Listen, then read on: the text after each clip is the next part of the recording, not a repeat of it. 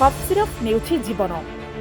आम्ब्रोनल और DOK1 syrup एही दुईटी काश औषध खाई उज्बेकिस्तान रे 18 जन पिलांकर मृत्यु होइथिबा अभियोग होइछि। मारियन बायोटेक द्वारा प्रस्तुत आम्ब्रोनल और DOK1 सिरप पिलामानंक पई क्षतिकारक बोली चेताई देछि विश्व स्वास्थ्य संगठन बा WHO। नोएडा स्थित भारतीय फार्मास्यूटिकल कंपनी मारियन बायोटेक द्वारा प्रस्तुत एही दुईटी सिरप पिलामानंकु न देबा पई WHO परामर्श देछि। गाइडलाइन आधार करी एही काश औषध प्रस्तुत करा जाय नाही।